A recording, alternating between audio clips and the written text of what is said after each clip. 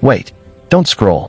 Welcome to my channel, where we give you Bible study and a motivational speech to guide you in life.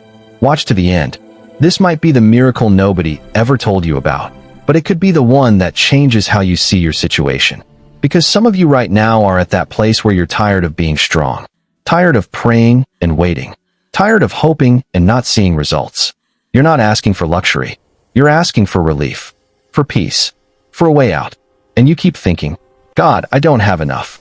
Enough money, enough strength, enough faith, enough options. But this story proves something powerful. God doesn't need enough. He just needs something. There was a widow in the Bible who had reached her breaking point. Her husband had died, and now the debt collectors were coming to take her children as payment. Imagine that pain. You've already buried your husband, and now you're about to lose your sons. She ran to the prophet Elisha and cried out, "My husband is gone, and I have nothing left." And Elisha didn't comfort her the way we expect. He didn't panic. He didn't rush. He asked a strange question. "What do you have in your house?" She said, "Nothing, except a small jar of oil." That sentence is everything. Because most of us say, "I have nothing," and we stop there. But she added, except this small thing, except this tiny resource, except this last little hope. And God said, "That's enough to begin." Elisha told her, "Go borrow empty jars from your neighbors. Don't just get a few. Get as many as you can." Now pause. She's in debt. She's desperate. And now she's walking around asking for containers? People probably looked at her confused. Some probably judged her. Some probably whispered. But faith doesn't explain itself. Faith obeys. She brought the jars home, closed the door behind her, and started pouring.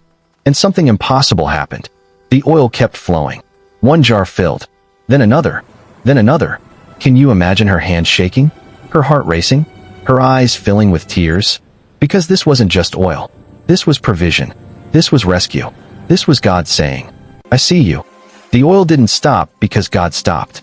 It stopped when the jars stopped. Let that sink in. Heaven didn't run out. Expectation did.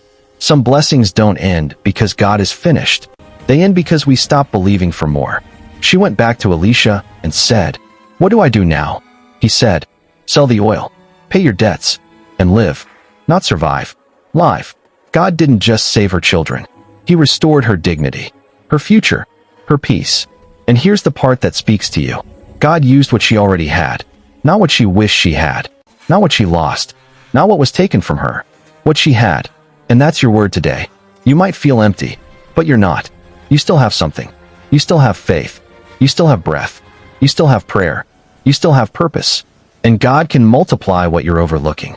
Maybe your jar of oil is your voice, your gift, your patience, your obedience, your willingness to try again. Don't despise small beginnings. Don't minimize what's left. God starts miracles with leftovers. And notice something else. The miracle happened behind closed doors. Not for show. Not for applause. Not for approval. Some breakthroughs are private before they become public. If you're in a season where it feels quiet, hidden, forgotten, that might be where God does his loudest work. So if you feel like you're down to nothing today, hear this clearly. You're not empty. You're positioned. Your oil is still flowing. Your miracle is still moving. Your God is still working. All he's asking is, what do you have? Because when you pour what you have, he pours what you don't. And that's how freedom begins.